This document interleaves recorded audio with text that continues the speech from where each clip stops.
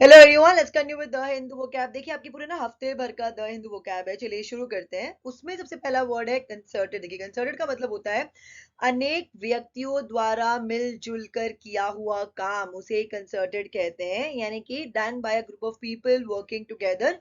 तो इसका सिनोनिम क्या हो जाएगा? कलेक्टिव। एंटोनिम क्या हो जाएगा? सिंगल। आप इसे अपनी सेंटेंस में यूज कर सकते हैं। There has been a concerted campaign against the proposals. The next one is flared. Flared का मतलब होता है a sudden outburst of emotion. उसे ही flared कहा जाता है। तो इसका synonym क्या हो जाएगा? Outburst. आप इसे अपनी sentence में use कर सकते हैं. She could not control her flare of rage. कॉन्फ्लैग्रेशन। देखिए कॉन्फ्लैग्रेशन का मतलब होता है a large and violent event such as a war involving a lot of people, उसे कॉन्फ्लैग्रेशन कहा जाता है। आप इसे अपने सेंटेंस में यूज कर सकते हैं। The government has turned a minor local problem into a full blown regional conflagration. The next one is grotesque. Grotesque का मतलब होता है कोई चीज अगर ना अजीबोगरीब हो, बेतुका हो, स्ट्रेंज हो ना, तो उसे ग्रोटेस्क कहा जाता है। जिसको आप लोग है ना आजकल के इंटरनेट के भाषा में कहते हैं इट्स ग्रोस, उसे कहते हैं ग्रोटेस्क। आप इसे अपने सेंटेंस में यूज कर सकते हैं। It's odd how we can find some grotesque things so fascinating. The next one is degradation. देखिए डिग्रेडेशन का मतलब ये होता है कोई चीज अगर ना गिरते चले जाए ना, उसे डिग्रेडेशन कहा जाता है। यानी कि you use degradation to refer to a situation, condition or experience which you consider shameful and disgusting, especially one which involves poverty or immorality. इसका सिनोनिम क्या हो जाएगा? डिक्लाइन। एंटोनिम क्या हो जाएगा? ग्रोथ। आप इसे अपने सेंटेंस में यूज कर सकते हैं। They were sickened by the scenes of misery and degradation they found. The next one is curb. Curb का मतलब होता है किसी भी चीज को ना नियंत्रण में लाना, यानी कि ना कंट्रोल करना या किसी बुरी बात पर ना रोक लगाना, उसे ही कर्ब कहा जाता है। यानी कि टू लिमिट और control something, specially something bad. तो इसका सिनोनिम क्या हो जाएगा? लिमिटेशन। एंटोनिम क्या हो जाएगा? फ्रीडम। आप इसे अपने सेंटेंस में यूज कर सकते हैं। You really need to curb your spending. The next one is miscreant. देखिए मिसक्रिएंट का मतलब होता है कोई परेशान करने वाला व्यक्ति या कोई व्यक्ति जो गैर कानूनी काम करता हो ना, उसे ही मिसक्रिएंट कहा जाता है। यानी कि a person who causes trouble or does something wrong or illegal or a criminal is called as a miscreant. तो इसका सिनोनिम क्या हो जाएगा? ऑफेंडर। एंटोनिम क्या हो जाएगा? इनोसेंट। आप इसे अपने सेंटेंस में यूज कर सकते हैं। We need tougher penalties to discourage miscreants. The next one is fray. देखिए फ्रे का मतलब होता है थकान या चिड़चिड़ेपन के कारण जो गुस्सा निकलता है ना, उसे ही फ्रे कहा जाता है। तो इसका सिनोनिम क्या हो जाएगा? ब्रॉल। देखिए फ्रे का ना एक और मतलब भी होता है। आपने ना बहुत बार देखा होगा कि कपड़ों के एंड्स में ना कभी कभार देखिए धागे निकलने लग जाते हैं, तो उसे भी फ्रे ही कहा जाता है। कहीं अगर झगड़ा चल रहा हो, कोई आर्ग्यूमेंट चल रहा हो या लाइव एक्शन सीन चल रहा हो ना, तो उसे भी फ्रे ही कहते हैं। आप इसे अपने सेंटेंस में यूज कर सकते हैं। Tempers frayed as thousands of drivers began the Christmas holiday with long waits in traffic jams. The next one is ire. Ire का मतलब होता है एंगर, यानी कि ना गुस्सा, उसे आयर कहा जाता है। आप इसे अपने सेंटेंस में यूज कर सकते हैं। Petty restrictions easily raise the ire of such a creative artist. The next one is unbiased. Unbiased का मतलब होता है कोई ऐसा व्यक्ति जो निष्पक्ष है, यानी कि ना फेयर है, उसे ही अनबायस्ड कहा जाता है। यानी कि if you describe someone or something as unbiased, you mean they are fair and not likely to support one particular person or group involved in something. तो इसका सिनोनिम क्या हो जाएगा? फेयर। एंटोनिम क्या हो जाएगा? बायस्ड। आप इसे अपने सेंटेंस में यूज कर सकते हैं। There is no clear and unbiased information available for consumers. The next one, dweller. देखिए ड्वेलर का मतलब होता है कोई पर्सन या कोई जानवर अगर एक पर्टिकुलर जगह पर रह रहा हो ना, तो उन्हें ही ड्वेलर कहा जाता है। यानी कि a person or animal that lives in the place mention. तो इसका सिनोनिम क्या हो जाएगा? इनहैबिटेंट। एंटोनिम क्या हो जाएगा? Non resident. आप इसे अपने सेंटेंस में यूज कर सकते हैं। Both city and town dwellers should pay tax. The next one is exacerbated. इसका मतलब होता है किसी चीज को बद से बदतर बना देना, उसे ही एग्जैजरबेट कहा जाता है। यानी कि to make something worse, specially a disease or a problem. तो इसका सिनोनिम क्या हो जाएगा? एग्रीवेट। एंटोनिम क्या हो जाएगा? मिटिगेट। आप इसे अपने सेंटेंस में यूज कर सकते हैं।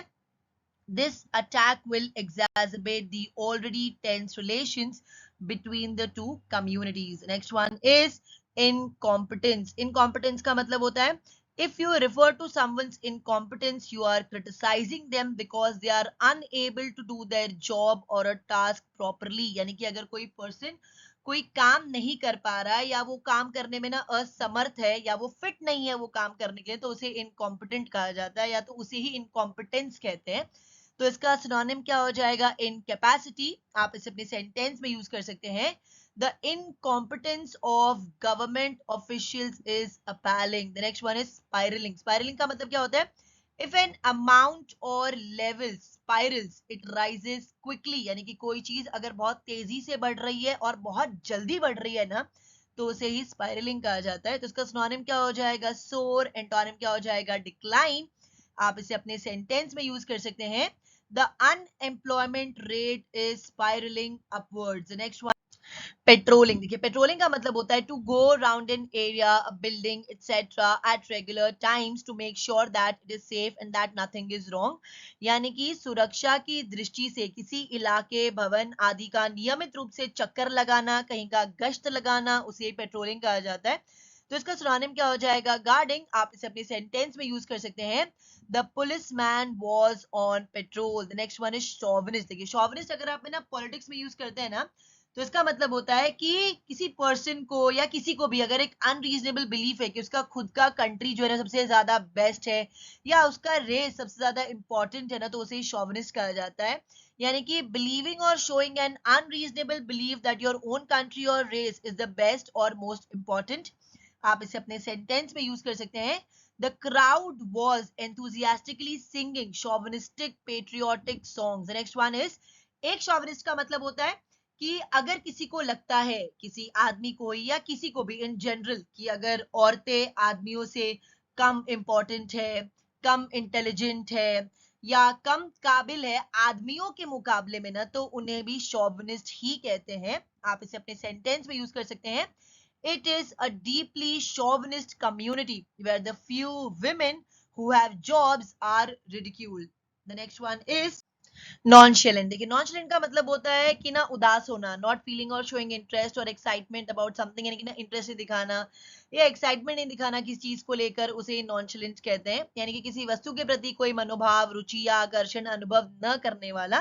तो इसका सिनोनिम क्या हो जाएगा? इनडिफरेंट। आप इसे अपने सेंटेंस में यूज कर सकते हैं। Dennis tried unsuccessfully to look nonchalant and uninterested. The next one is incumbent. Incumbent का मतलब होता है a person who is currently in an official position, उसे incumbent कहा जाता है, यानी कि ना पदधारी। तो इसका सिनोनिम क्या हो जाएगा? Office holder. आप इसे अपने सेंटेंस में यूज कर सकते हैं। He defeated the incumbent governor by a large plurality. The next one is regime. Regime का मतलब होता है मेथड और system of government, especially one that has not been elected in a fair way, उसे ही रेजिम कहा जाता है। यानी कि शासन प्रणाली या व्यवस्था विशेषतः ऐसी जो निष्पक्ष रूप से निर्वाचित नहीं है, उसे ही रेजिम कहते हैं। तो इसका सिनोनिम क्या हो जाएगा? रीन। आप इसे अपने सेंटेंस में यूज कर सकते हैं। The regime was the very incarnation of evil. The next one is defied. देखिए डिफाइड का मतलब होता है जब आप स्ट्रेट अवे किसी को मना कर देते हैं ना कुछ भी करने से, तो उसे डिफाइड कहा जाता है। यानी कि to refuse to obey somebody or something. देखिए डिफाई का ना एक और मतलब भी होता है, जब आप किसी को चैलेंज भी करते हैं ना, उसे भी डिफाई ही कहा जाता है। यानी कि किसी को ऐसा काम करने के लिए कहना जो कि असंभव हो। आप इसे अपने सेंटेंस में यूज कर सकते हैं। It is rare to see children openly defying their teachers. The next one is propriety. Propriety का मतलब होता है correct and acceptable moral and social behavior, यानी कि स्वीकार्य नैतिक तथा सामाजिक आचरण, उसे ही propriety कहा जाता है। तो इसका सिनोनिम क्या हो जाएगा? decorum। एंटोनिम क्या हो जाएगा? impropriety। आप इसे अपनी सेंटेंस में यूज कर सकते हैं। She was careful always to behave with propriety. Aesthetic. Aesthetic का मतलब होता है कंसर्न विद ब्यूटी और आर्ट, उसे एस्थेटिक कहा जाता है। यानी कि सुंदरता और कला से संबंधित। तो इसका सिनोनिम क्या हो जाएगा? ऑर्नामेंटल। आप इसे अपने सेंटेंस में यूज कर सकते हैं। That armchair is comfortable but not very aesthetic. The next one is scepter. देखिए scepter का मतलब होता है a decorated rod carried by king or queen on ceremonial occasions as a symbol of their power. उसे scepter कहा जाता है. तो इसका synonym क्या हो जाएगा? Baton. आप इसे अपने sentence में use कर सकते हैं. The scepter is an attribute of kingly power. One is soaring. Soaring का मतलब होता है जब कोई चीज अगर बहुत तेजी से बढ़ती है ना, तो उसे ही soaring कहा जाता है, यानी कि to rise very fast. तो इसका synonym क्या हो जाएगा? Rise. Antonym क्या हो जाएगा? Decline. आप इसे अपने sentence में use कर सकते हैं. The soaring price of natural gas is a serious concern since many power plants are fueled by it. The next one is aspiration. Aspiration का मतलब होता है आपकी प्रबल अभिलाषा या आपकी आकांक्षा, उसे ही एस्पिरेशन कहा जाता है, यानी कि अ चेरिश्ड डिजायर. तो इसका सिनोनिम क्या हो जाएगा? एम्बिशन. आप इसे अपने सेंटेंस में यूज कर सकते हैं. She was filled with the aspiration to succeed in life. The next one is overshadowed. देखिए ओवरशैडोड का मतलब होता है जब आप किसी चीज को ना ज्यादा इंपॉर्टेंट दिखाते हैं as compare to something else, उसे ही ओवरशैडो कहा जाता है. देखिए मैं आपको ना इसका एक एग्जांपल देती हूँ. समझिए कि अगर कोई पर्सन है, अगर वो बहुत ज्यादा गुस्सा करता है या बहुत ज्यादा जोर जोर से बात करता है, ठीक है, मगर वो पर्सन ना केयरिंग भी है, पर उसका ये नेचर गुस्सा करने का और जोर से बात करने का ना, वो ओवरशैडो कर देता है उसके केयरिंग नेचर को, उसे ही ओवरशैडो कहा जाता है. तो इसका सिनोनिम क्या हो जाएगा? ऑब्सक्योर. एंटोनिम क्या हो जाएगा? एलिमिनेट. आप इसे अपने सेंटेंस में यूज कर सकते हैं. Her childhood was overshadowed by her mother's incarceration in a psychiatric hospital. The next one is Shaivite. देखिए Shaivite का मतलब होता है, ये ना वो लोग होते हैं जो मानते हैं कि महादेव जो है वही इस सृष्टि के रचयिता है, वही सब कुछ है, वह है तो ये सृष्टि है. तो जो लोग महादेव को मानते हैं या महादेव उनके लिए सब कुछ है, उन्हें ही शैवाइट कहा जाता है. The next one is sovereignty. देखिए इसका मतलब होता है राष्ट्र की स्वयं अपना शासन चलाने की शक्ति, यानी कि the power that a country has to control its own government, that is called as sovereignty. तो इसका सिनोनिम क्या हो जाएगा? ज्यूरिसडिक्शन. एंटोनिम क्या हो जाएगा? सबसर्वियंस. आप इसे अपने सेंटेंस में यूज कर सकते हैं. The federation declared itself to be a sovereign republic. The next one is quest. देखिए quest का मतलब होता है लंबी खोज या तलाश. तलाश कुछ ऐसी चीज की जो कि बहुत डिफिकल्ट है ढूंढने में ना, उसे ही quest कहा जाता है, यानी कि a long search for something that is difficult to find. तो इसका सिनोनिम क्या हो जाएगा? सर्च. आप इसे अपने सेंटेंस में यूज कर सकते हैं. Nothing will stop them in their quest for truth. The next one is iteration. Iteration का मतलब होता है कोई भी चीज को रिपीट करना. ये ना एडवांस्ड वर्ड है रिपीट के लिए, ठीक है. So an iteration is a repetition of something. तो इसका सिनोनिम क्या हो जाएगा? रेपिटेशन. आप इसे अपने सेंटेंस में यूज कर सकते हैं. The software is on it's fifth iteration. The next one is transition. Transition का मतलब होता है एक दशा या रूप से अन्य में परिवर्तन होना, यानी कि चेंज फ्रॉम वन स्टेट और फॉर्म टू अनदर, उसे ही ट्रांजिशन कहा जाता है. तो इसका सिनोनिम क्या हो जाएगा? कन्वर्जन. एंटोनिम क्या हो जाएगा? स्टैग्नेशन. आप इसे अपने सेंटेंस में यूज कर सकते हैं. The health care system is in transition at the moment. The next one is apparent. Apparent का मतलब होता है कोई भी चीज अगर स्पष्ट है या प्रकट है, यानी कि कोई भी चीज अगर क्लियर है, और if it is easy to see, that is called as apparent. तो इसका सिनोनिम क्या हो जाएगा? ऑब्वियस. एंटोनिम क्या हो जाएगा? अनलाइकली. आप इसे अपने सेंटेंस में यूज कर सकते हैं. Her unhappiness was apparent to everyone. The next one is tangential. देखिए टेंजेंटियल का मतलब होता है अगर आप किसी चीज को ना टेंजेंटियल डिस्क्राइब करते हैं, तो अभी आप जिस चीज के बारे में कंसर्न है या सोच रहे हैं ना, तो उससे उसका सिर्फ स्लाइट कनेक्शन है या इनडायरेक्ट कनेक्शन है, इसलिए उसके बारे में सोचना या उसके ऊपर डिस्कशन करना बेकार है, बेफालतू है, उसे ही टेंजेंटियल कहा जाता है. आप इसे अपने सेंटेंस में यूज कर सकते हैं. Too much time was spend discussing tangential issues. The next one is delimitation. देखिए डेलिमिटेशन का मतलब होता है the action of fixing the boundaries और लिमिट्स ऑफ समथिंग, उसे ही डेलिमिटेशन कहा जाता है. तो इसका सिनोनिम क्या हो जाएगा? बॉर्डर। आप इसे अपने सेंटेंस में यूज कर सकते हैं। At the horizon where the sky and sea met, the delimitation could scarcely be discerned. The next one is linguistic. Linguistic का मतलब होता है भाषा या भाषा विज्ञान से संबंधित, उसे ही लिंग्विस्टिक कहा जाता है, यानी कि कनेक्टेड विद लैंग्वेज और द स्टडी ऑफ लैंग्वेज। आप इसे अपने सेंटेंस में यूज कर सकते हैं। Somalia is an ethnically and linguistically homogeneous nation.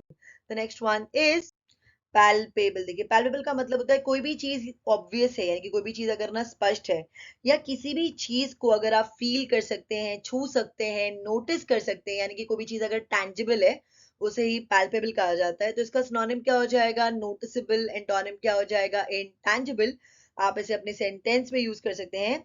The tension between Amy and Jim is palpable. The next one is assuage. Assuage का मतलब होता है to make an unpleasant feeling less strong, यानी कि ना किसी बुरी भावना को थोड़ा कम बुरा फील कराना, उसे ही assuage कहा जाता है।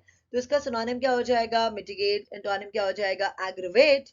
आप इसे अपने सेंटेंस में यूज कर सकते हैं। The government has tried to assuage the public's fears. The next one is aggravate. Aggravate का मतलब होता है किसी चीज को ना बद से बदतर बना देना, उसे एग्रीवेट कहा जाता है, यानी कि टू मेक समथिंग वर्स और मोर सीरियस। तो इसका सिनोनिम क्या हो जाएगा? वर्सन। एंटोनिम क्या हो जाएगा? इम्प्रूव। आप इसे अपने सेंटेंस में यूज कर सकते हैं। The treatment only aggravated the condition. The next one is disenfranchisement. इसका मतलब होता है take away somebody's right, especially their right to vote, मतलब किसी के अधिकार उससे छीन लेना, स्पेशली वोट करने का अधिकार, उसे ही डिसएनफ्रेंचाइजमेंट कहा जाता है। तो इसका सिनोनिम क्या हो जाएगा? प्रोस्क्राइब। एंटोनिम क्या हो जाएगा? इनेबल। आप इसे अपने सेंटेंस में यूज कर सकते हैं।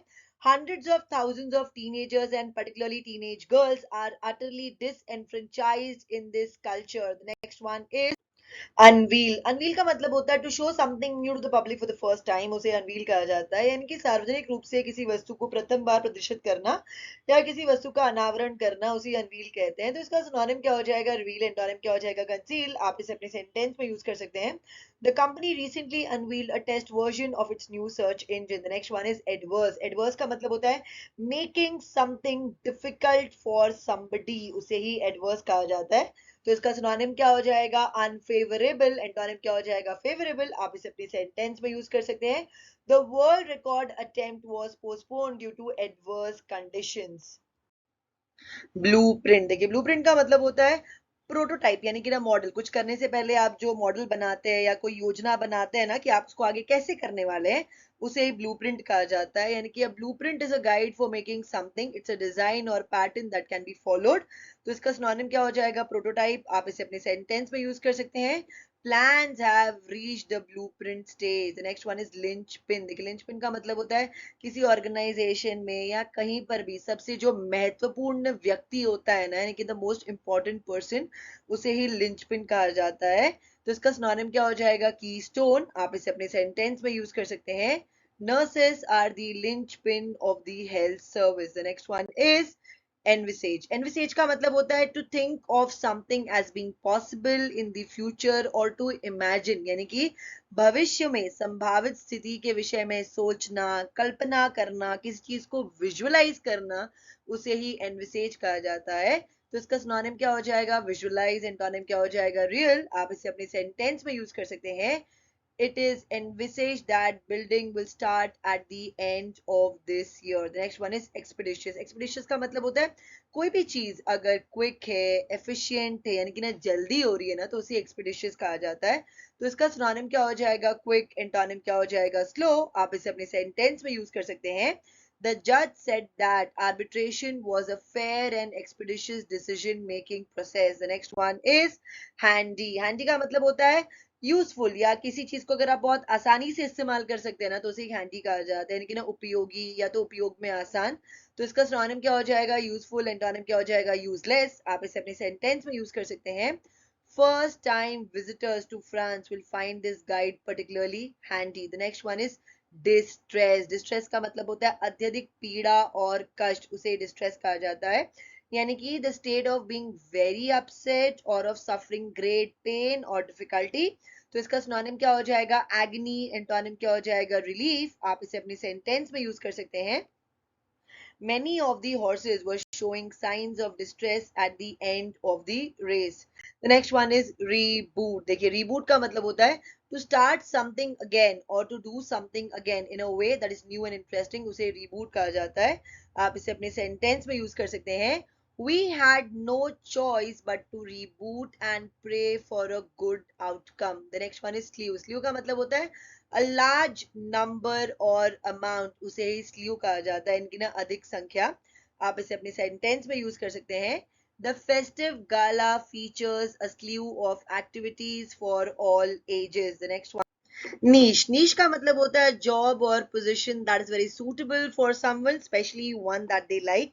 यानी कि ना अनुकूल या उपयुक्त नौकरी, पद आदि, उसे नीश कहा जाता है। तो इसका सिनोनिम क्या हो जाएगा? फॉर्टे। आप इसे अपने सेंटेंस में यूज कर सकते हैं। He has made a niche for himself as a financial advisor. The next one is moribund. Moribund का मतलब होता है, देखिए कोई चीज अगर मोरबंद है ना, तो मतलब कि वो ऑलमोस्ट डेड हो चुका है, या तो वो बहुत ही बुरी स्थिति में है, उसे ही मोरबंद कहा जाता है। यानी कि something that is moribund is almost dead. और if you describe something as moribund, you mean that it is in a very bad condition. तो इसका सिनोनिम क्या हो जाएगा? डिक्लाइनिंग और वीक। एंटोनिम क्या हो जाएगा? अलाइव। आप इसे अपनी सेंटेंस में यूज कर सकते हैं। The region's heavy industry is still inefficient and moribund. Is surpass. Surpass का मतलब होता है दूसरों से बेहतर या आशा से बढ़कर काम करना, उसे ही surpass कहा जाता है। यानी कि to do something better than somebody or something else और better than expected, उसे ही surpass कहते हैं। तो इसका सिनोनिम क्या हो जाएगा? exceed। आप इसे अपनी सेंटेंस में यूज कर सकते हैं। It will be hard to surpass this very high score. The next one is status quo. Status quo का मतलब होता है करंट स्टेट ऑफ थिंग्स, उसे स्टेटस को कहा जाता है। आप इसे अपने सेंटेंस में यूज कर सकते हैं। Certain people always want to maintain the status quo. The next one is notion. Notion का मतलब होता है मन में अगर कोई बात हो या कोई ख्याल आए, उसे notion कहा जाता है। यानी कि something that you have in your mind or an idea, a belief, that is called as notion. तो इसका सिनोनिम क्या हो जाएगा? belief। एंटोनिम क्या हो जाएगा? फैक्ट। आप इसे अपनी सेंटेंस में यूज कर सकते हैं। I have only a vague notion of what she does for a living. The next one is untenable. देखिए untenable का मतलब होता है अगर कोई थियोरी या आर्ग्यूमेंट अगर अनटेनेबल है ना, तो मतलब कि आप उसको डिफेंड नहीं कर सकते हैं, उसको आप सपोर्ट नहीं कर सकते हैं अगेंस्ट एनी क्रिटिसिज्म, उसे ही अनटेनेबल कहा जाता है। यानी कि ना असमर्थनीय। आप इसे अपने सेंटेंस में यूज कर सकते हैं। This argument is untenable from an intellectual, moral, and practical standpoint. The next one, vacuum. Vacuum का मतलब होता है situation from which something is missing और लैकिंग, यानी कि ना खालीपन, उसे वैक्यूम कहा जाता है। तो इसका सिनोनिम क्या हो जाएगा? वॉइड और एम्प्टी। एंटोनिम क्या हो जाएगा? फुल। आप इसे अपने सेंटेंस में यूज कर सकते हैं। Her husband's death left a vacuum in her life. The next one is helm. देखिए हेल्म का मतलब होता है कोई पर्सन अगर किसी कंट्री में या किसी ऑर्गेनाइजेशन में अगर लीडिंग पोजीशन पे है ना, तो उसे ही हेल्म कहा जाता है। तो इसका सिनोनिम क्या हो जाएगा? Four front. आप इसे अपने सेंटेंस में यूज कर सकते हैं। He was just 24 when he took the helm of the family business. The next one, resentment। देखिए resentment का मतलब होता है नाराजगी, यानी कि a feeling of deep and bitter anger। या तो अगर आपने अपने मन में ना किसी के लिए बुरी भावना पाल कर रखी है ना, तो उसे भी resentment ही कहते हैं। तो इसका सिनोनिम क्या हो जाएगा? grudge। आप इसे अपने सेंटेंस में यूज कर सकते हैं। This decision has caused resentment among some teachers. The next one is woes. woes का मतलब होता है परेशानी, मुसीबत, उसे ही woes कहा जाता है। तो इसका सिनोनिम क्या हो जाएगा? पेन। एंटोनिम क्या हो जाएगा? कंफर्ट। आप इसे अपनी सेंटेंस में यूज कर सकते हैं। The country has been beset by economic woes for the past decade. Hegemonic. Hegemonic का मतलब होता है जब एक कंट्री या ऑर्गेनाइजेशन का अगर ना ज्यादा डोमिनेंस होता है किसी दूसरे कंट्री या ऑर्गेनाइजेशन पे ना, तो उसे हेजेमोनिक कहा जाता है। यानी कि control by one country, organization etcetera over other countries etcetera within a particular group. तो इसका सिनोनिम क्या हो जाएगा? डोमिनेशन। एंटोनिम क्या हो जाएगा? वीकनेस। आप इसे अपनी सेंटेंस में यूज कर सकते हैं। European intellectuals have long debated the consequences of the hegemony of American popular culture around the world. The next one is accusation का मतलब होता है किसी पर आरोप लगाना, उसे ही एक्यूजेशन कहा जाता है। यानी कि a statement saying that somebody has done something wrong, यानी कि दोषारोपण। तो इसका सिनोनिम क्या हो जाएगा? एलिगेशन। एंटोनिम क्या हो जाएगा? इन अ सेंस। आप इसे अपने सेंटेंस में यूज कर सकते हैं। He made an accusation against me. The next one is amplify. Amplify का मतलब होता है किसी चीज को बढ़ा देना, उसे amplify कहा जाता है। यानी कि to amplify something means to increase its strength or intensity. तो इसका सिनोनिम क्या हो जाएगा? intensify. एंटोनिम क्या हो जाएगा? reduce. आप इसे अपनी सेंटेंस में यूज कर सकते हैं। Her anxiety about the world was amplifying her personal fears about her future. The next one is deny. Deny का मतलब होता है किसी बात से इनकार करना या किसी बात को नकारना, उसे ही deny कहा जाता है। यानी कि to state that something is not true or to refuse to admit or accept something, that is called as deny. तो इसका सिनोनिम क्या हो जाएगा? refuse. एंटोनिम क्या हो जाएगा? admit. आप इसे अपनी सेंटेंस में यूज कर सकते हैं। he will not confirm or deny the allegations. Farmer. Farmer का मतलब होता है पूर्व काल का या तो अतीत कालीन, उसे ही फॉर्मर कहा जाता है। जैसे आप लोग बोलते हैं ना एक्स, यानी कि ex girlfriend, ex boyfriend, ex husband, ex wife, that's called as former. आप इसे अपने सेंटेंस में यूज कर सकते हैं। The luxury apartments are in a former factory. The next one is populism. देखिए पॉपुलिज्म ना एक लैटिन वर्ड पॉपुलस से आया हुआ है। इसका मतलब होता है कि ना it believes in the power of common man, यानी कि ना आम आदमी में जो ताकत होती है ना, उसी के बारे में यहाँ पे ना बात की जा रही है कि उनके पास ही पूरा ना अधिकार होता है कि वो ना गवर्नमेंट को ना कंट्रोल कर सके, ना कि कुछ गिने चुने अमीर आदमी, यानी कि ना वेल्दी पीपल या तो पॉलिटिकल इनसाइडर्स। ठीक है, that is only called as populism. यानी कि populism refers to political activities और ideas that claim to promote the interest and opinion of ordinary people. आप इसे अपने सेंटेंस में यूज कर सकते हैं। Populism only works if the political appeal is aimed at the interest of the regular people. The next one, abolish. Abolish का मतलब होता है किसी कानून या प्रथा को आधिकारिक रूप से समाप्त करना, उसे ही अबॉलिश कहा जाता है। यानी कि टू एंड अ लॉ और सिस्टम ऑफिशियली। तो इसका सिनोनिम क्या होगा? रिपील। एंटोनिम क्या होगा? इनैक्ट। आप इसे अपनी सेंटेंस में यूज कर सकते हैं। The government is planning to abolish subsidies to farmers. Next one is stifle. देखिए स्टिफल का मतलब होता है किसी बात को होने, बढ़ने या चलते रहने से रोक देना, उसे स्टिफल कहा जाता है। तो इसका सिनोनिम क्या हो जाएगा? कर्ब। एंटोनिम क्या हो जाएगा? एनकरेज। देखिए स्टिफल का ना एक और मतलब भी होता है, यानी कि ना दम घुटना या किसी का दम घोटना, उसे भी स्टिफल ही कहा जाता है। आप इसे अपनी सेंटेंस में यूज कर सकते हैं। I don't know how I manage to stifle my anger. The next, clergy. Clergy का मतलब होता है the people who perform religious ceremonies in the Christian church, उन्हें ही क्लर्जी कहा जाता है। यानी कि ईसाई चर्च का पुरोहित वर्ग। आप इसे अपनी सेंटेंस में यूज कर सकते हैं। All the local clergy attended the ceremony. The next one is amass. Amass का मतलब होता है किसी चीज को ना साथ में लेकर आना या असेंबल करना, उसे अमास कहा जाता है। यानी कि किसी वस्तु को बड़ी मात्रा में एकत्रित या संचित करना, दैट इज कॉल्ड एज अमास। तो इसका सिनोनिम क्या हो जाएगा? असेंबल। एंटोनिम क्या हो जाएगा? डिस्पर्स। आप इसे अपने सेंटेंस में यूज कर सकते हैं।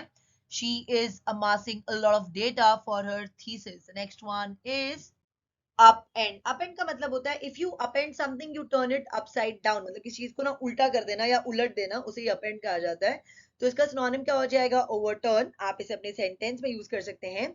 She upended the bucket. The next one is dissent. Dissent का मतलब होता है to dissent is to publicly disagree with an official opinion or decision, उसे dissent कहा जाता है। तो इसका सिनोनिम क्या हो जाएगा? डिसएग्रीमेंट। एंटोनिम क्या हो जाएगा? अग्रीमेंट। आप इसे अपने सेंटेंस में यूज कर सकते हैं। Anyone wishing to dissent from the motion should now raise their hand. The next one is rebel. Rebel का मतलब होता है विद्रोही, बागी, उसे रिबेल कहा जाता है। यानी कि a person who refuses to obey people in authority or to accept rules, उन्हें ही विद्रोही कहते हैं। तो इसका सिनोनिम क्या हो जाएगा? इंसर्जेंट। एंटोनिम क्या हो जाएगा? पेट्रियट। आप इसे अपने सेंटेंस में यूज कर सकते हैं। The army recaptured the town from the rebels. The next one is rival. Rival का मतलब होता है आपका प्रतिद्वंदी, उसे ही rival कहा जाता है। यानी कि अ पर्सन और thing that is competing with you, उन्हें हम कहते हैं राइवल। तो इसका सिनोनिम क्या हो जाएगा? ओपोनेंट। एंटोनिम क्या हो जाएगा? एली। आप इसे अपने सेंटेंस में यूज कर सकते हैं। The companies produce rival versions of the toy. The next one, polarize. Polarize का मतलब होता है जब एक ग्रुप में से ना अगर दो ग्रुप बन जाए और उन दोनों ग्रुप के अगर ना विचार या ओपिनियन या व्यू कंप्लीटली अलग होना एक दूसरे से, तो उसे ही पोलराइज कहा जाता है। यानी कि टू सेपरेट और make people separate into two groups with completely opposite opinion, तो इसका सिनोनिम क्या हो जाएगा? कॉन्ट्रोडिक्टरी। एंटोनिम क्या हो जाएगा? यूनियन। आप इसे अपने सेंटेंस में यूज कर सकते हैं। द मास मीडिया में be polarized but the nation is not. The next one is battered. देखिए बैटर्ड का मतलब होता है कोई चीज ना बहुत ही पुरानी कंडीशन में है या तो बहुत ही जर्जर हालत में है, क्योंकि उसका बहुत ज्यादा इस्तेमाल किया जा चुका है, उसे ही बैटर्ड कहते हैं। तो इसका सिनोनिम क्या हो जाएगा? डैमेज। आप इसे अपने सेंटेंस में यूज कर सकते हैं। He drove up in a battered old car. The next one marred. देखिए मार्ड का मतलब होता है टू हार्म और डैमेज समथिंग गुड, यानी कि ना खराब करना या किसी चीज को क्षति पहुंचाना, किसी चीज को बिगाड़ देना, उसे ही मार्ड कहा जाता है। तो इसका सिनोनिम क्या हो जाएगा? डैमेज। एंटोनिम क्या हो जाएगा? रिपेयर्ड। आप इसे अपने सेंटेंस में यूज कर सकते हैं। Bad diction marred the effectiveness of his speech. The next one is propaganda. देखिए प्रोपेगेंडा का मतलब होता है information and ideas that may be false or exaggerated which are used to gain support for a political leader, party, etc. मतलब कि कोई ऐसा information या कोई ऐसा आइडिया जो कि सही नहीं होगा, या तो वो चीज ना बढ़ा चढ़ा कर ना बोला ही जा रहा है ताकि आप है ना सपोर्ट गेन कर सके अपने पॉलिटिकल लीडर के लिए या अपने पार्टी के लिए, उसे ही प्रोपेगेंडा कहा जाता है। तो इसका सिनोनिम क्या हो जाएगा? कैंपेन। आप इसे अपनी सेंटेंस में यूज कर सकते हैं। The government keeps pumping out the same old propaganda. The next one, overall. देखिए ओवरऑल का मतलब होता है किसी चीज की पूरी तरीके से मरम्मत कर देना, उसे ही ओवरऑल कहते हैं। यानी कि to look at something carefully and change or repair it if necessary. तो इसका सिनोनिम क्या हो जाएगा? रिन्यू। एंटोनिम क्या हो जाएगा? डैमेज। आप इसे अपनी सेंटेंस में यूज कर सकते हैं। The government has recently overhauled the healthcare system. The next one is in the wake of. देखिए in the wake of का मतलब होता है as a consequence of, मतलब कि as a result of, उसे in the wake of कहा जाता है। So if something happens in the wake of something else, it happens after and often because of it. आप इसे अपनी सेंटेंस में यूज कर सकते हैं। Airport security was extra tight in the wake of yesterday's bomb attacks. Allegation. Allegation का मतलब होता है किसी के ऊपर आरोप लगाना बगैर किसी प्रमाण के, यानी कि ना बगैर किसी एविडेंस के, उसे ही एलिगेशन कहा जाता है। यानी कि statement made without giving proof that someone has done something wrong or illegal. तो इसका सिनोनिम क्या हो जाएगा? एक्यूजेशन। आप इसे अपनी सेंटेंस में यूज कर सकते हैं। Several of her patients have made allegations of professional misconduct against her. The next one is platitude. Platitude का मतलब होता है कि कोई ऐसी बात जो इतनी बार बोली गई है ना कि अब वो मीनिंगलेस हो गई है, उसे ही प्लेटिट्यूड कहा जाता है। यानी कि ना घिसी पिटी बातें। So a platitude is a statement which is considered meaningless and boring because it has been made many times before in similar situation. तो इसका सिनोनिम क्या हो जाएगा? बनाल। आप इसे अपनी सेंटेंस में यूज कर सकते हैं। Why couldn't he say something original instead of spouting the same old platitude? The next one is censure. Censure का मतलब होता है किसी को ना फॉर्मल वे में बोलना कि उसने कुछ ना गलत किया है, उसे ही सेंश्योर कहा जाता है। यानी कि to tell somebody in a strong and formal way that he और she has done something wrong. तो इसका सिनोनिम क्या हो जाएगा? कंडेम। एंटोनिम क्या हो जाएगा? प्रेज। आप इसे अपने सेंटेंस में यूज कर सकते हैं। The country faces international censure for its alleged involvement in the assassination. The next one is probity. Probity का मतलब होता है ईमानदारी, यानी कि ना a high standard of correct moral behavior, उसे ही probity कहा जाता है। तो इसका सिनोनिम क्या हो जाएगा? morality। एंटोनिम क्या हो जाएगा? corruption। आप इसे अपने सेंटेंस में यूज कर सकते हैं। he asserted his innocence and his financial probity. The next one is benign. देखिए बिनाइन के ना दो मतलब होते हैं। अगर आप लोग बिनाइन है ना किसी पर्सन के लिए अगर आप यूज कर रहे हैं, तो मतलब आप ये बोलना चाह रहे हैं कि वो पर्सन बहुत काइंड है या जेंटल है, यानी कि ना उदार या सौम्य है। और अगर बिनाइन ना मेडिकल टर्म में यूज किया जाता है ना, देखिए आपने बहुत बार सुना होगा बिनाइन ट्यूमर, ठीक है। तो मतलब ये ना ऐसा ट्यूमर है जो कि डेंजरस नहीं है, दवाई ववाई करके उसको ठीक किया जा सकता है, उसे ही बिनाइन कहा जाता है, यानी कि नॉट डेंजरस। तो इसका सिनोनिम क्या हो जाएगा? हार्मलेस। एंटोनिम क्या हो जाएगा? हार्मफुल। आप इसे अपने सेंटेंस में यूज कर सकते हैं। The effects of this chemical are fairly benign. The next one is clamor. Clamor का मतलब होता है चिल्ला चिल्ला कर या गुस्सा कर कर कोई चीज मांगना, उसे ही क्लैमर कहा जाता है। यानी कि to demand something in a loud or angry way. तो इसका सिनोनिम क्या हो जाएगा? नॉइज। एंटोनिम क्या हो जाएगा? साइलेंस। आप इसे अपने सेंटेंस में यूज कर सकते हैं। The clamor of traffic has receded to a distant murmur. The next one is condemn. Condemn का मतलब होता है किसी की तीव्र निंदा करना, दोषी या किसी को अपराधी ठहराना, उसे भी condemn ही कहा जाता है। यानी कि to say strongly that you think somebody or something is very bad or wrong. तो इसका सिनोनिम क्या हो जाएगा? criticize. एंटोनिम क्या हो जाएगा? approve. आप इसे अपनी सेंटेंस में यूज कर सकते हैं।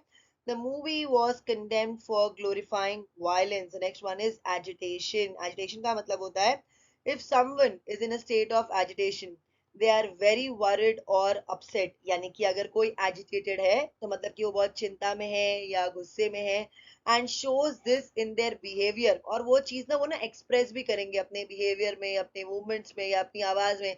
आवाज जोरदार हो जाएगी, या तो चुपचाप बैठ जाएंगे, या तो चीजें यहाँ वहां ना फेंकेंगे। अलग अलग तरीका होता है लोगों का ये दिखाने का, तो उसे एजिटेशन कहा जाता है।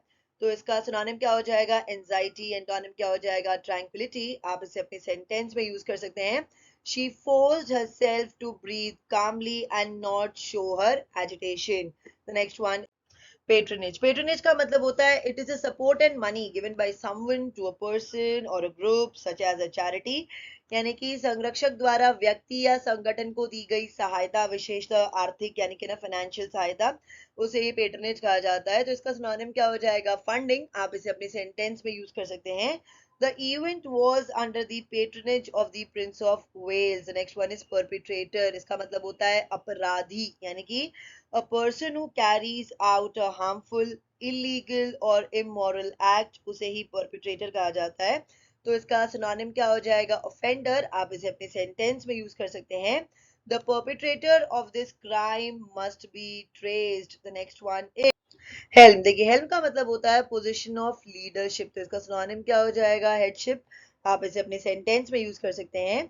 The president is at the helm of the ship of state. The next one is zero tolerance. देखिए जीरो टॉलरेंस का मतलब होता है कि एक ऐसा पॉलिसी है जहां पे ना नियम उल्लंघन अलाउड ही नहीं है। आप इसको ना ऐसे याद रख सकते हैं, यहाँ पर ना जीरो वार्निंग दी जाती है, यानी कि अगर कोई भी गलती की तो सीधा पनिशमेंट मिलेगा, कोई भी वार्निंग नहीं दी जाएगी। एग्जाम्पल ले लीजिए, समझिए कि अगर आपके स्कूल या कॉलेज अगर एक जीरो टॉलरेंस पॉलिसी फॉलो करता है लेट आने पर, तो मतलब कि वहां पे आपको ना वार्निंग नहीं दिया जाएगा। अगर आप पहली बार भी लेट पहुंचे तो सीधे वहां पे ना पनिश किया जाएगा। अगर आपका शहर एक जीरो टॉलरेंस पॉलिसी फॉलो करता है कि रोड पे अगर कचरा फेंकने के ऊपर या लिटर करने के ऊपर ना, तो वहां पर भी अगर कोई अगर कचरा फेंकते हुए पकड़ा गया पहली बार भी, तो वहां पर भी उसको वार्निंग नहीं दिया जाएगा, सीधा पनिश किया जाएगा। उसे ही जीरो टॉलरेंस कहते हैं। So zero tolerance is a policy of not allowing any violation of a rule or law. The next one is accused. Accused का मतलब होता है किसी व्यक्ति पर कुछ गलत करने का आरोप लगाना, कानून तोड़ने का दोषी ठहराना, उसे ही accused कहा जाता है। यानी कि to say that somebody has done something wrong or broken the law. तो इसका सिनोनिम क्या हो जाएगा? convicted. एंटोनिम क्या हो जाएगा? innocent. आप इसे अपनी सेंटेंस में यूज कर सकते हैं। The surgeon was accused of negligence. The next one is probe. देखिए प्रोब का मतलब होता है रहस्य या गुप्त बातें मालूम करने के लिए किसी से सवाल पूछना, उसे ही प्रोब कहा जाता है। यानी कि to ask questions in order to find out secret or hidden information. तो इसका सिनोनिम क्या हो जाएगा? इन्वेस्टिगेशन। आप इसे अपनी सेंटेंस में यूज कर सकते हैं। I don't want to probe too deeply into your personal affairs. The next one is immerse. Immerse का मतलब होता है किसी काम में पूरी तरीके से लीन हो जाना, मग्न हो जाना, उसी में डूब जाना, उसे ही इमर्स कहा जाता है। यानी कि to involve yourself completely in something so that you give it all your attention. तो इसका सिनोनिम क्या हो जाएगा? इन्वॉल्व। आप इसे अपनी सेंटेंस में यूज कर सकते हैं। She immersed herself wholly in her work. The next one is nuance। देखिए nuance का मतलब होता है a very small difference in meaning, feeling, sound, etc. उसे nuance कहा जाता है। तो इसका सिनोनिम क्या हो जाएगा? रिफाइनमेंट। आप इसे अपनी सेंटेंस में यूज कर सकते हैं। Linguist explore the nuances of language. The next one is trajectory. Trajectory का मतलब होता है कोई रास्ता जो पर्सन है ना चूज करता है ना अपने लाइफ में, उसे ही ट्रैजेक्टरी कहा जाता है। और a trajectory is a path of an object through space, उसे भी हम ट्रैजेक्टरी कहते हैं। तो इसका सिनोनिम क्या हो जाएगा? पाथ। आप इसे अपनी सेंटेंस में यूज कर सकते हैं। As of now Jeremy has not decided which trajectory to take after high school, college or the military. Compliance, compliance का मतलब होता है जब आप किसी लॉ, ट्रीटी या अग्रीमेंट को जैसा बोला गया है ना, अगर आप उसको वैसे ही फॉलो कर रहे हैं तो उसे कंप्लायंस कहते हैं। यानी कि compliance with something, for example a law, treaty और agreement means doing what you are required और एक्सपेक्टेड टू डू, यानी कि ना अनुपालन। तो इसका सिनोनिम क्या हो जाएगा? ओबीडियंस। एंटोनिम क्या हो जाएगा? डिफायंस। आप इसे अपने सेंटेंस में यूज कर सकते हैं। Inspectors were sent to visit nuclear sites and verify compliance with the treaty. The next one is spurt. Spurt का मतलब होता है एकाएक रफ्तार या कोशिश बढ़ा देना, उसे ही स्पर्ट कहा जाता है। यानी कि मूव और act with a sudden increase in speed और एनर्जी। तो इसका सिनोनिम क्या हो जाएगा? इंक्रीज। एंटोनिम क्या हो जाएगा? स्लम। आप इसे अपने सेंटेंस में यूज कर सकते हैं। She put on a spurt to get to the station in time. The next one is kitty. Kitty का मतलब होता है विशेष प्रयोजन के लिए लोगों से इकट्ठा किया हुआ पैसा या जमा साझा धन, उसे किटी कहा जाता है। यानी कि kitty is an amount of money gathered from several people which is meant to be spent on things that these people will share or use together. तो इसका सिनोनिम क्या हो जाएगा? डिपॉजिट। आप इसे अपने सेंटेंस में यूज कर सकते हैं।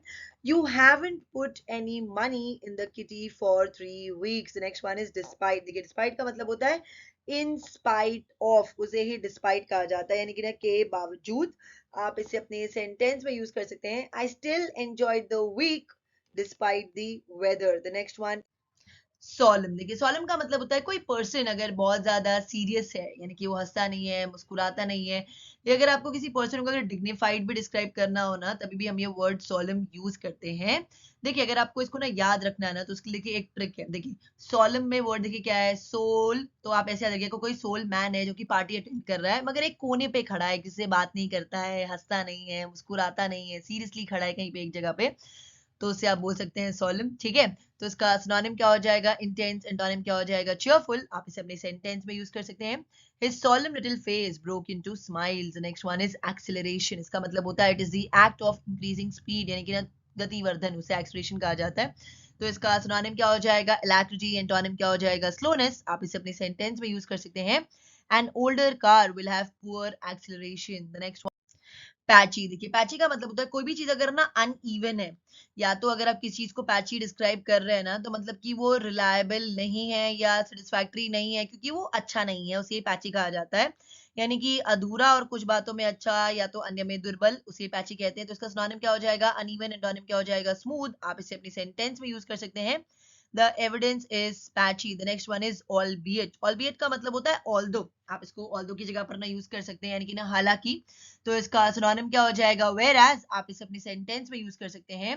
She felt that her script was still too long, albeit it was much shorter than any of her previous scripts. The next one is evasion. Evasion का मतलब होता है टालना, यानी कि the act of avoiding something that you should do, उसे evasion कहा जाता है। तो इसका सिनोनिम क्या हो जाएगा? एस्केप। एंटोनिम क्या हो जाएगा? सबमिशन। आप इसे अपने सेंटेंस में यूज कर सकते हैं। The government should act to curb tax evasion. The next one is scrutiny. Scrutiny का मतलब होता है अति सावधानी से की गई जांच, उसे स्क्रूटिनी कहते हैं। यानी कि the act of examining something closely as for mistakes. तो इसका सिनोनिम क्या हो जाएगा? एनालिसिस। आप इसे अपनी सेंटेंस में यूज कर सकते हैं। Careful scrutiny of the companies accounts revealed a whole series of errors. The next one is mandatory. Mandatory का मतलब होता है जो भी चीज कंपलसरी है, यानी कि ना कानूनन आवश्यक या तो अनिवार्य, उसे ही मैंडेटरी कहा जाता है। तो इसका सिनोनिम क्या हो जाएगा? कंपलसरी। एंटोनिम क्या हो जाएगा? ऑप्शनल। आप इसे अपने सेंटेंस में यूज कर सकते हैं। In 1991, the British government made it mandatory to wear rear seat belts in cars. The next one is stash. Stash का मतलब होता है अगर आपको कहीं पे ना अपना पैसा छुपाना हो या कोई ऐसा वैल्यूबल छुपाना हो, तो जहाँ पे आप उसको छुपा के रखते हैं ना स्पेशली लार्ज अमाउंट, उसे ही स्टैश कहा जाता है। यानी कि टू स्टोर और hide something specially a large amount. तो इसका सिनोनिम क्या हो जाएगा? होर्ड। आप इसे अपनी सेंटेंस में यूज कर सकते हैं। He needed a place to stash some cash. The next one is anomaly, anomaly का मतलब होता है, देखिए कोई भी चीज अगर ना अनयूजुअल है यानी कि ना नॉर्मल से अलग है, उसे ही एनोमली कहा जाता है। यानी कि something that is different from what is normal और यूजुअल, असामान्यता या तो असंगति।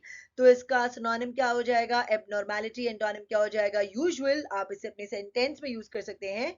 Her C grade is an anomaly as she's never made anything except A's and B's before. The next one is Philip. Philip का मतलब होता है किसी चीज को एनकरेज करना, बूस्ट करना, प्रमोट करना, उसे ही फिलिप कहा जाता है, यानी कि प्रोत्साहन। तो इसका सिनोनिम क्या हो जाएगा? एनकरेज। एंटोनिम क्या हो जाएगा? डिस्करेज। आप इसे अपने सेंटेंस में यूज कर सकते हैं। The news gave the stock market a big fillip. The next one is and the last one is dither. देखिए दिदर का मतलब होता है जब आप कुछ डिसाइड नहीं कर पाते हैं ना, या अगर आप हिचकिचाते हैं तो उसे दिदर कहा जाता है। तो इसका सिनोनिम क्या हो जाएगा? हेजिटेट। एंटोनिम क्या हो जाएगा? डिसाइड। आप इसे अपने सेंटेंस में यूज कर सकते हैं। We are still dithering over whether to marry. That's it for today. अगर आपको वीडियो अच्छा लगा तो इसे लाइक करें, शेयर करें, कमेंट करें, साथ ही साथ मेरे चैनल को सब्सक्राइब करें। Thank you and have a great weekend.